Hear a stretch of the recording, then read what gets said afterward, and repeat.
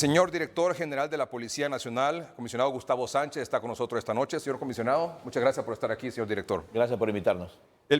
Tengo 5 temas para que usted, por favor, si es tan amable, pudiese explicar a nuestros amables televidentes cómo está la cosa. Lo primero es el del joven, que esto ocurrió el domingo pasado, ya todo el mundo sabe lo que ocurrió y todo el mundo sabe lo que pasó esta semana también. La primera versión de la policía, cuando informó del suceso, fue que la muerte de este joven se produjo durante un enfrentamiento con la Policía Nacional. Yo quisiera, señor director, que si es tan amable, por favor, les pudiera decir a nuestros amables televidentes qué fue lo que pasó y cuáles son las últimas disposiciones de la policía con respecto a este tema. Bien, este lamentable suceso que se dio durante la semana, pues, nosotros informamos inicialmente que un equipo de la Fuerza Nacional Antimaras y Pandillas, hace unas 2 semanas nosotros lo asumimos, recibió una denuncia de que en los bordos del sector en San Pedro Sula se movilizaban unos jóvenes que podrían ser miembros activos de la MS-13. Un equipo inicialmente se movilizó, tuvo el primer contacto y se dio un enfrentamiento.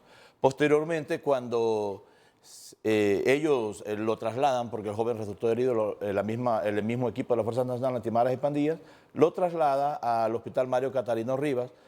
Nos damos cuenta que es el joven barrista que había participado en los incidentes de violencia en el estadio. O sea, perdón, cuando se dio el enfrentamiento, ¿hubo enfrentamiento? Sí hubo. ¿Dónde fue eso? En los bordos de San Pedro Sula. No, en el sector de los bordos de San Pedro Sula. O sea, que no era, estaba equivocado, estaba en el error de creer o tenía la información o mala información de que fue un operativo para capturarlo a él. No es así. No es así. Por favor. Recuerde que, bueno, la Fuerza Nacional Antimaras y Pandillas específicamente se dedica a realizar el tipo de actividades de prevención, localización, búsqueda y captura de miembros de la MS-13, de la Pandilla 18 y de otros grupos criminales organizados que nos generan algún tipo de violencia, como ser el delito de extorsión y delitos conexos. Esos fueron los primeros que tuvieron el acercamiento. Ahora, cuando vemos toda la situación en torno a este incidente, obviamente la Policía Nacional se retira de la investigación para dar transparencia a la misma. No, permítame, antes de eso. Sí. Entonces fue un operativo de la Fuerza Nacional Antimaras y Pandillas. Así es. Contra maras y pandillas, Así no es. contra este joven. No es contra él. No era un operativo dirigido a capturarlo. No, eso ya aclara un poco más no, el panorama. no es contra él, se da el incidente, habían otros jóvenes, hay varios testigos, hay cámaras, entonces es algo que es muy fácil de verificar. Que fue así como usted nos lo está planteando. Así es. ¿Por qué se produjo el enfrentamiento? Porque cuando estos muchachos vieron llegar a la policía, dispararon. Dispararon contra el equipo inicial de la Fuerza Nacional Antimaras y Pandillas. De hecho, hay un señor subcomisario que recibe un balazo en el pecho. Él anda con un chaleco antibalas y la placa Kevlar detiene el impacto, pero él todavía está incapacitado con los moretones producto de ese balazo. ¿La policía responde ante el ataque? La policía responde, hay disparos cruzados y posteriormente encontramos que el joven tiene un solo disparo en su cuerpo. ¿Solo él resultó herido en ese momento? En ese momento sí. ¿Él murió en el acto? Resultó herido él y falleció posteriormente, pero también resultó herido el subcomisario que andaba al mando del equipo de la Fuerza Nacional Antimaras y Pandillas. O sea, ese enfrentamiento dejó un herido por parte de la policía que pudo haber muerto si no tenía el chaleco antibalas. Así es. Y este joven. Así es. O sea que cuando se dio ese enfrentamiento no se sabía que se trataba del mismo agresor de la policía femenina y del árbitro. No se sabía. De hecho, el equipo informa, todo esto está, digamos, en proceso de investigación, que cuando llega, ellos toman al joven herido, aún con vida, y lo llevan al hospital. ¿La misma policía? Sí, la policía lo tomó. Los protocolos nuestros dicen cuándo podemos no utilizar el arma y si resulta alguna persona herida, se traslada al hospital. Eso mismo hizo la policía. Y eso es fácilmente verificable. Estando ya en el hospital, le piden a la policía que lo vaya a registrar. Es un proceso normal en el hospital y también se puede verificar que lo registren. Yo dice, pero ¿cómo lo vamos a verificar si no sabemos quién es?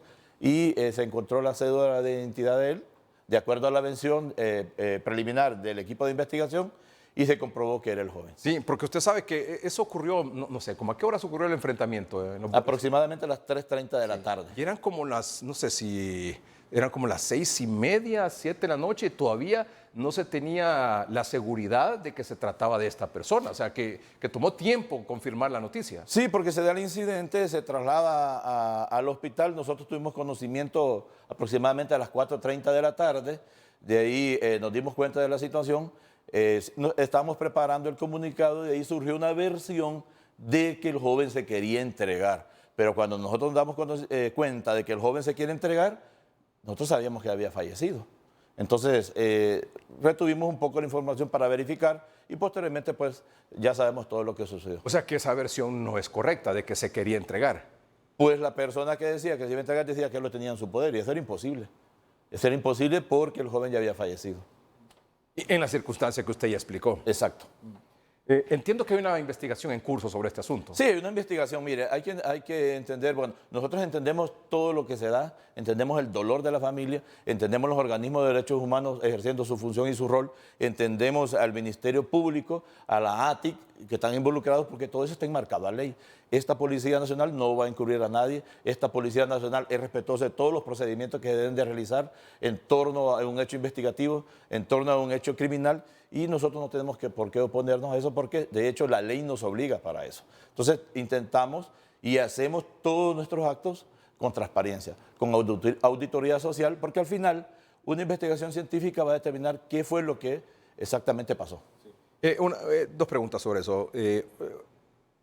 Una versión también, el transcurso de la semana, de que este joven había sido víctima de torturas. ¿Qué tiene que decir ante eso? Bueno, nuestra viceministra, la doctora Yolisa Villanueva, una experta de más de 20 años en la materia, explicó muy bien que cuando hay dudas de que un detenido o un fallecido fue sometido a torturas, existe un protocolo en Minnesota.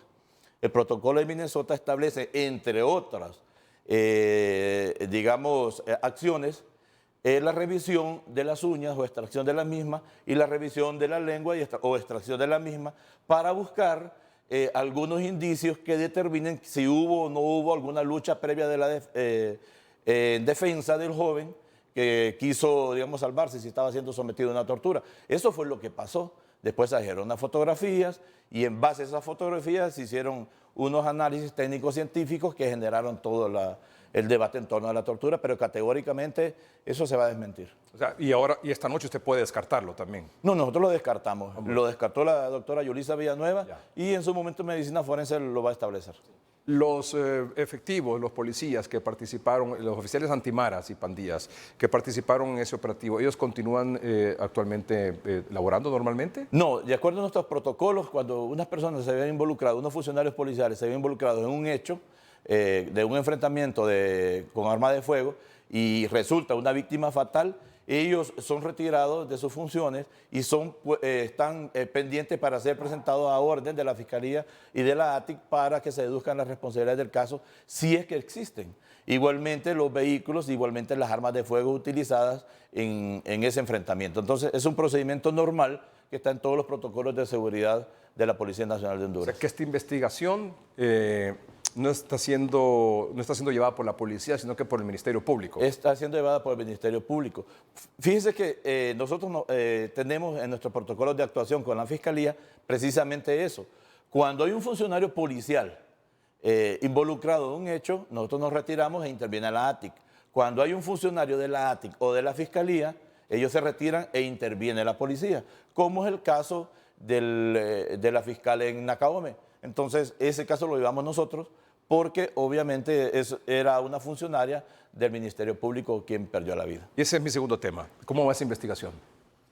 Bueno, mire, la investigación, hay cosas que no podemos revelar, lo que sí le puedo decir es que tenemos el 90% de ese caso resuelto. ¿90% resuelto? 90% resuelto. Lo que pasa es que hay toda una situación, hay todo un ordenamiento jurídico que respetar, hay ciertos procedimientos legales que hay que realizar, hay ciertas medidas, búsqueda de indicios, búsqueda de pruebas, pero el caso está en un 90%.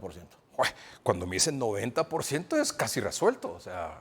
Ya usted, señor director, disculpe, para usted está claro los participantes, para usted está claro el autor intelectual, para usted está claro el autor material o autores materiales, y para usted está claro lo que motivó el asesinato. Totalmente.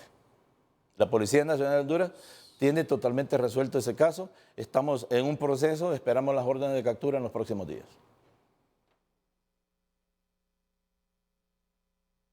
Es increíble, le voy a mencionar las capacidades de esta Policía Nacional. Lo que pasa es que... Me impresiona, sí, realmente. Lo que pasa es que, sí, nosotros entendemos las exigencias de la sociedad. Venimos saliendo de un momento muy difícil para el país. Claro. Venimos con un estigma que es muy difícil quitarlo. Pasa este incidente en San Pedro Sula y se recuerdan todas las dudas que hay en torno de la Policía Nacional de Honduras. Y estamos conscientes de eso. Estamos totalmente convencidos de que la gente tiene las dudas y son dudas creíbles. Pero alguien me decía, ¿qué vamos a hacer para que confíen en la policía? Bueno, más allá de un discurso, van a ver las acciones. Nuestras acciones demuestran, usted está hablando de las extradiciones, bueno, nosotros ya rebasamos el promedio de extradiciones anuales que hubo en los años anteriores y solo tenemos 4 meses de estar en esta administración. En este caso de la fiscal, prácticamente está resuelto en un 90%. Estamos muy avanzados, no a ese nivel, pero estamos muy avanzados con el comunicador también en la zona sur. Ese incidente que se dio también en unos días. Sí, lastimosamente falleció un muchacho, periodista, camarógrafo también en Choluteca, ¿verdad? Entonces las capacidades de la Policía Nacional son muchas, son enormes. Nos devolvieron nuestras facultades, nos soltaron para que nosotros como institución brindemos a la sociedad la seguridad que se merece y simple y sencillamente a la Policía Nacional de Honduras le devolvieron las facultades que están establecidas en el artículo 293 de la Constitución. ¿Los que participaron o los responsables de la muerte de la fiscal son personas cercanas a ella? Sí, posiblemente. ¿Familiares? No queremos decir eso, pero el caso, como le digo, está resuelto en un 90% y solo estamos esperando algunas situaciones técnicas que salgan órdenes de captura y ejecutarlas. ¿Qué motivó el asesinato de la fiscal? Es difícil revelar el móvil en este momento, quiero que entiendan, pero cuando se dé nosotros vamos a montar una conferencia de prensa y lo vamos a informar. ¿Cuántas personas participaron? Varias. ¿Hay alguna capturada? No hay ninguna captura hasta ahorita, están individualizados y estamos esperando 2 o 3 situaciones técnicas que salgan la orden de captura y para ejecutarlas sin ningún problema. ¿Ese 10% que le hace falta para tener resuelto el caso son las capturas? Son cuestiones eminentemente técnicas, la orden de captura y las capturas. Me imagino que los que perpetraron ese abominable hecho fue en la casa de ella, en la Caome. Sí. Entiendo que las personas que participaron ingresaron a la casa. O sea, que eran personas conocidas de la fiscal. Posiblemente. Y probablemente están viendo esta noche el programa. ¿Tiene temor de que huyan, de que ya no los puedan capturar? No, nosotros hemos tomado todas las medidas necesarias para que las capturas se realicen en legal y debida forma. Un tercer tema. He escuchado mucho decir que van a ser reintegrados expolicías o policías que fueron parte del proceso de depuración de la policía. Así es. ¿Es eso cierto? Estamos en un proceso de reingreso. ¿Por qué reingreso? Porque estamos llamando a policías en situación de retiros que no hayan sido separadas por cuestiones disciplinarias para que vuelvan a nuestra institución. No es reintegro, porque el reintegro es ordenado por la Corte Suprema de Justicia con una sentencia. Entiendo. Por lo tanto, ahí en esa situación nosotros no tenemos absolutamente nada que ver, más que cumplir la orden emanada por un tribunal competente. En ese sentido, abrimos nosotros las puertas, están siendo evaluadas, ya tenemos 1.100 solicitudes de las 2.000 plazas vacantes que tenemos en esa figura de reingreso, para que puedan ocupar los espacios en las diferentes direcciones de la Policía Nacional de Honduras y apoyarnos en todas estas funciones. Quiero comentarle algo.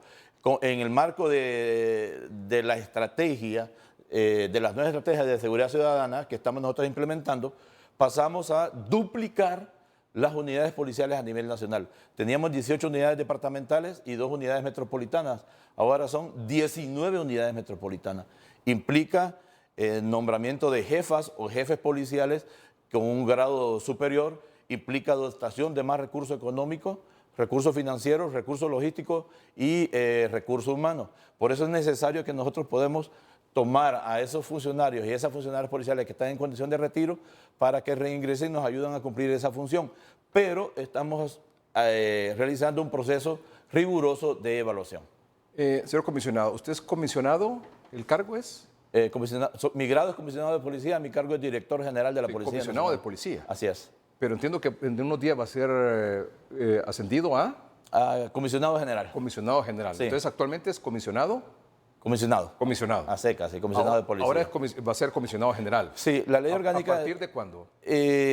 Ya el ascenso nuestro fue aprobado por el Congreso Nacional y el 9 de junio ascenderemos, Dios mediante, con el señor director general y el señor inspector de la Secretaría de Seguridad al grado de comisionado general. La ley orgánica de la policía establece que la Dirección General de la Policía Nacional de Honduras debe ser dirigida por un oficial con el grado de comisionado general.